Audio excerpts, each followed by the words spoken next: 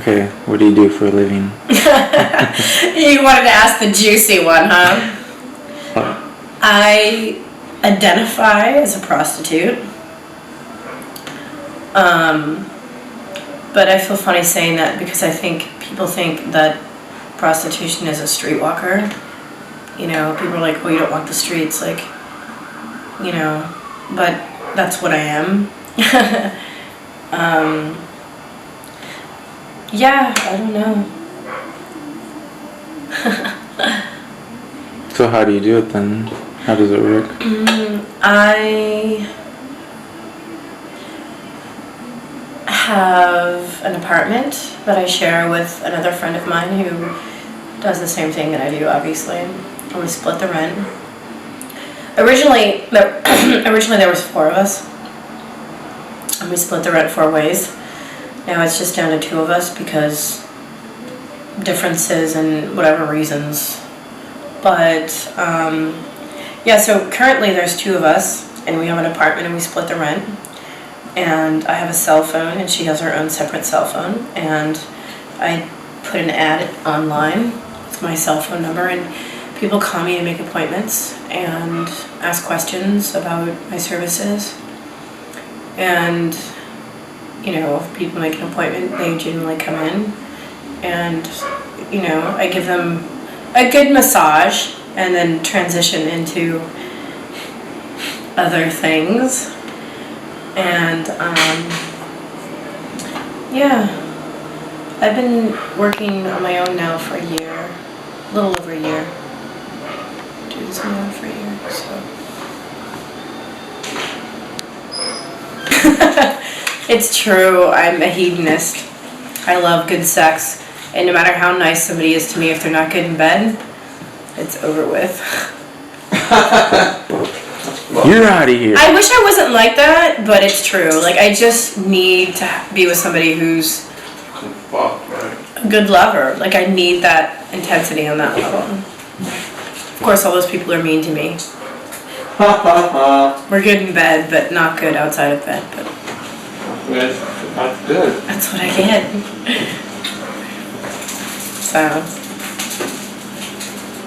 Maybe you should just have lovers that you never really see.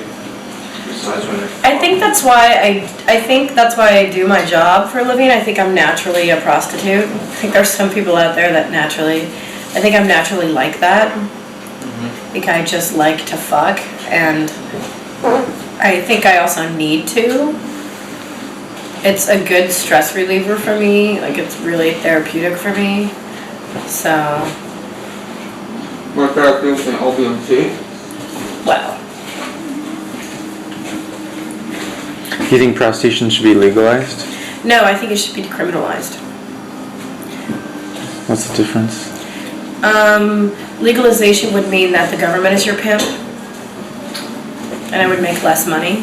Nice people. And decriminalization would mean that it would still be technically illegal, but you wouldn't be criminalized for it. Which means that I would still make the same amount of money that I make, still be able to be self-autonomous. I mean, another big thing that I really want to do is just be an advocate for prostitution, prostitutes.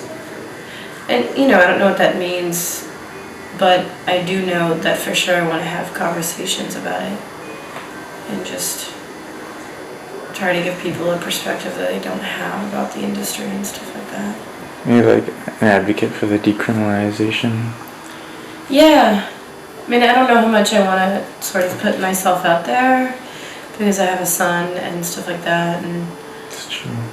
but I want to at least, you know, I think even having these conversations are powerful because, you know, 10 years ago, you couldn't have these conversations, you know. I think it's important that now that we can talk and we don't have to live in fear as much, that we should really start talking about it. It's such a, like, you know, people have so many, the only way you know about the industry is through, like, media and stereotypes. Because you have to be quiet because you can get busted and get in trouble, and I think more people need to talk about it. to like, you know, help people get a different idea, or the real idea of what goes on. And, you know, it's not all like drug addict women, you know, and it's not like that. Such a very narrow view of what really happens. Is there a big scene in Oakland, do you think? Of what? Or in the Bay Area? Of prostitution? Like the way that you guys do it? I don't know. That's the other thing that kind of sucks about the industry, is because there is that like oppressive silence, because we can get busted. If I told people, yeah, I'm a prostitute, and if word got out, you know, I could get, the possibilities that I could get busted, but, and that, the way that's harmful is not just because it perpetuates stereotypes, but also because I don't connect with other people in the industry, so there's no unity really.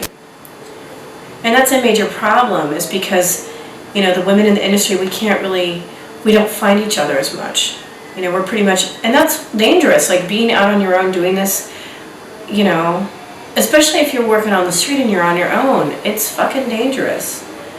And that's how they keep the power in men, because if you're working on the street on your own, you need a man to protect you, you need some kind of protection, you know.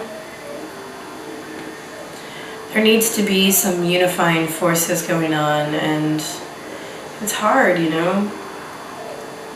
It's hard when you can't talk about it. It's hard when you have to, like, when you're afraid that means you could get in trouble. That means there goes your livelihood. And I'm a single mother, you know. What would I do if I didn't have my job? It's not like I have a resume and I can get another job really quickly. I mean, that's the other problem, is the job isn't sustainable, because I have no room to do anything else. I'm always going to be doing the same thing in this line of work. It's not like I get raises or I get like managerial positions, and it makes it hard to sustain. And it makes it, and how do you transition out? How do you transition out when you've been underground for so long?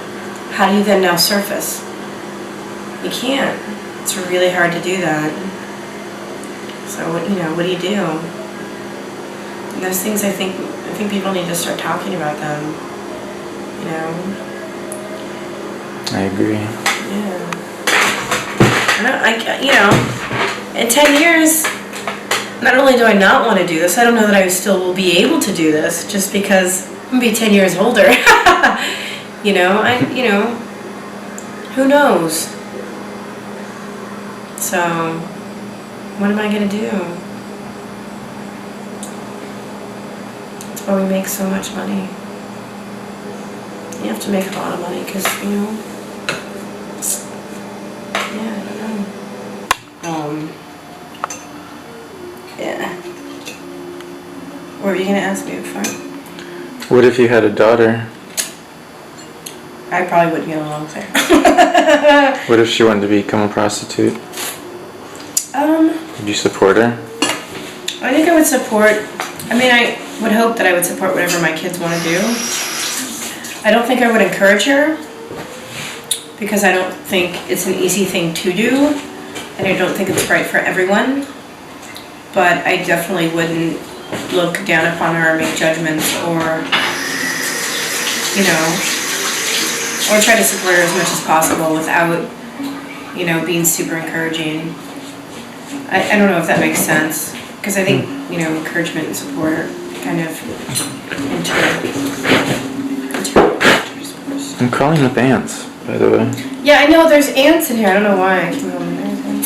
Oh, can I ask you about your religious background? Sure. I grew up without any formal religion. My father was Catholic, went to Catholic school, was an altar boy, and hated it. Nuns were very abusive to him, so he swore not to force us to go to church. The funny thing is I always wanted to. Don't take it out, Shane. Whatever. I'm fine, whatever. Anyways, go ahead. Yeah, so I've never been to church with my parents ever, basically. I always wanted to go to church because all my friends went to church. I grew up around a lot of Mormons and Catholics, and I always wanted to go. I'd gone maybe once or twice, But I grew up, I was a very spiritual person growing up. It's kind of how I survived my childhood. But I never really belonged to any formal religion. Couldn't really find one that really fit me. And then when I got a little bit older, I started reading books about like Buddhism. And I considered myself a Buddhist for a long time. Really tried to, practice compassion and, meditate and live my life by that type of philosophy. And then I met a friend when I moved back here from LA back in '99. And I met this woman that I worked at, this prostitution house, and she had the same birthday as I did, except for she's 2 years older. And we really just became friends really quickly, which is funny because I don't have a lot of, I think she was one of my first real close female friends. Because my relationship with my mother, I had a harder time trusting women and having friendships with them. So she practiced Vodun and Santeria, so she kind of turned me on to it. And I read books. And I think in the beginning I was just sort of like fascinated with like, oh, it's magic and that's really cool and it turned into something else for me. Like, I definitely like,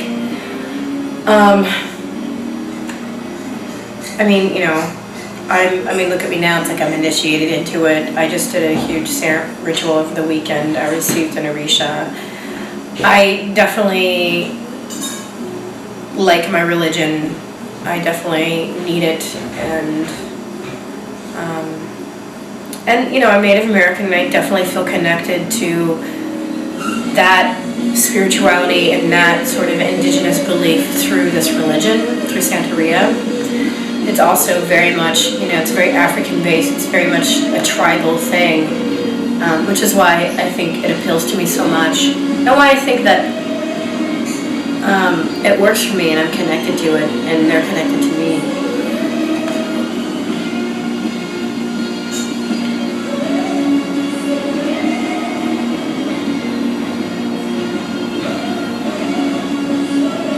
What is the philosophy of the religion?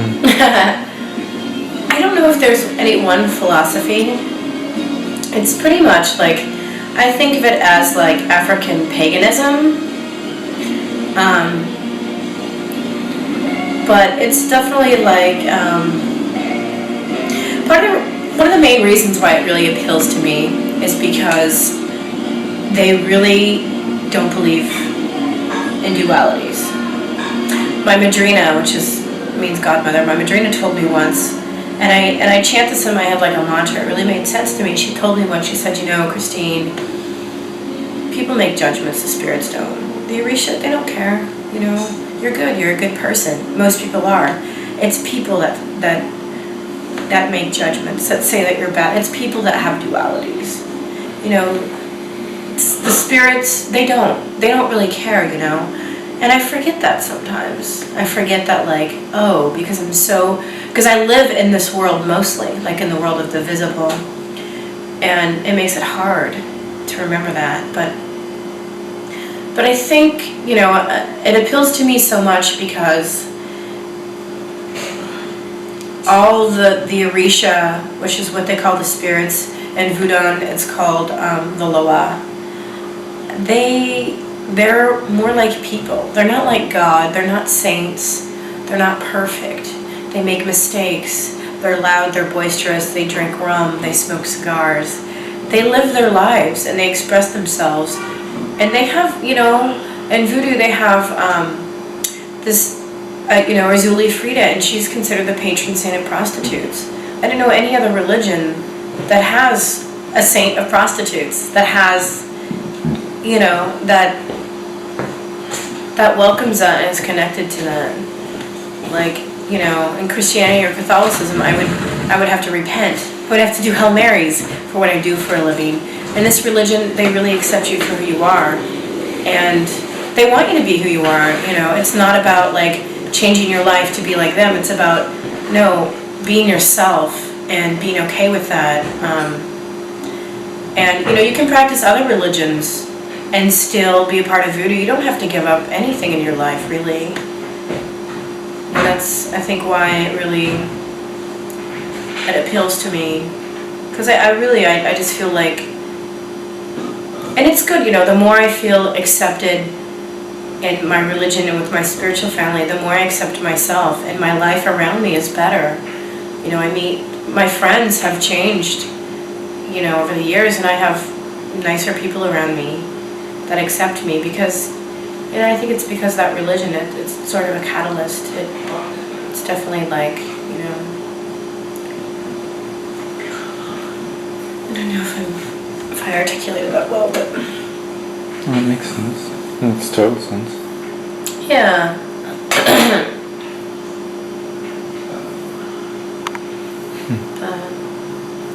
Yeah, it's, and one of the main important things about Santeria is it's really about ancestor worship a lot, People think it's about the dead, and it is, like, it's about my ancestors that are dead, but through worshiping your ancestors, you're really worshiping yourself, because that's where you come from, It's really about being true to your roots. It's really about, like, this is who I am. I'm from these people, right or wrong, no matter what they've done in the past. Their blood runs in me, and the more I love them and give to them, the more I love myself and give to myself. And I think it's important to do that. It's really about, having a relationship with your ancestors and with the spirits really is metaphoric for having a relationship with yourself. Taking time out every day. You see me, I spend so much time during my week taking care of my altars and the spirits and talking to them and giving them food. And that's like, 5-10 minutes a day, but that's 5 or 10 minutes just for me. That I take aside just for me because I'm important and because my religion is important. And that's, it's good to do that, I think. I don't think I would be doing that if I wasn't involved in my spirituality. I think it would totally forget about me and my needs.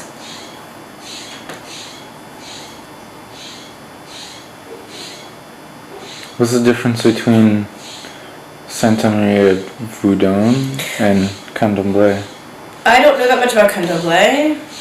I could tell you I don't think anybody does. I could tell you technically the roots, like Santeria is African-Cuban, Voodoo is African-Haitian, Candomblé is African-Brazilian. They're all pretty much African-based, but they definitely have different spirits, and they are different people. The spirits are different. The difference between, for example, the Orisha, whether you worship them or not, they're always there. The Loa are not. The Loa you have to pay attention to. And yeah. You want some ice cream? Yeah. Can you have some money? I don't have any money. I don't have any money. Okay. Because I was going to buy us one. Sorry, buddy. Do you have any, Shane? Where are you going? I'm going to Lamar's house. Whose? Lamar. Down the street? Alright. And then we might go to the corner store. You come back? Okay. I want you home. See, it's 8:40. Like 10 at least. Alright? The difference between like the Orisha, which is what they call the spirits in Santeria, are always around. The Loa, which is Vodun, are not always around. They're a little bit harder to please, the Loa, and they're actually ghosts. They were people. So it's slightly different. And the Loas also, they're closer to humans because they were humans. They're closer to what humans are like. And they don't work for free. They don't do anything for free.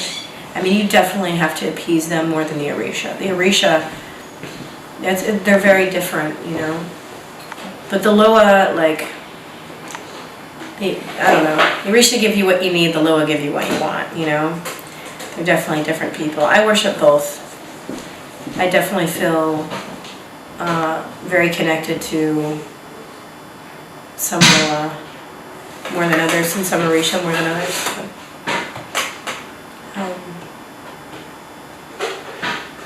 Yeah, and the story goes, the Loa or in Funan, like they believe that like Bandaya, which is what they call God, the supreme being, that humans can't,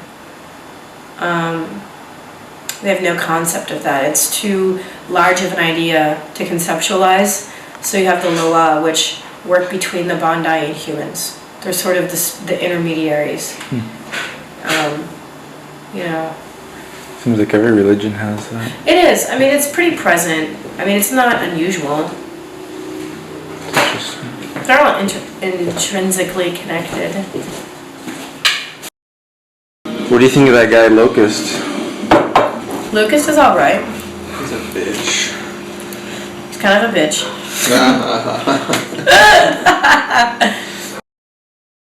Let me tell you about Shane and Locust, okay?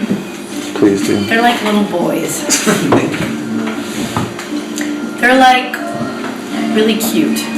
Like these cute, giggly clowns that live in my house. And they're super fun. Really nice kids. Really generous. Shane, get the phone. Shane, get the phone. And I'm really gonna miss them. Like, I'm so bummed. I consider them good friends.